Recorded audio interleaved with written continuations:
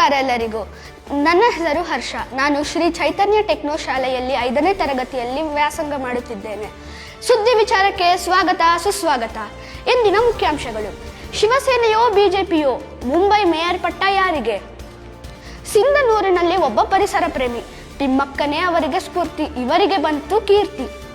ಜೈಪುರ ಸಾಹಿತ್ಯ ಉತ್ಸವದ 3ನೇ ದಿನ, ಕನ್ನಡ ಲೇಖಕರ ಕಲರವ, ಸುಧಾಮೂರ್ತಿ ಕಥಾಮೀಮಾಂಸೆ. ನಕಲಿ ಅಭ್ಯರ್ಥಿಗಳಿಂದ ಪರೀಕ್ಷೆ ಬರೆಯಿಸುವುದು, ಕೇಂದ್ರ ಸರ್ಕಾರಿ ನೌಕರರ ವಿರುದ್ಧ FIR. ಅಬ್ಬಬ್ಬಾ! ಜ್ಞಾನಕ್ಕಾಗಿ ವಿದೇಶಕ್ಕೆ ಹೋಗಿ ಆ ಕೌಶಲ್ಯದಿಂದ ಭಾರತದ ಅಭಿವೃದ್ಧಿ ಮಾಡಿ. ಮೋಹನ್ ಭಾಗವತ್.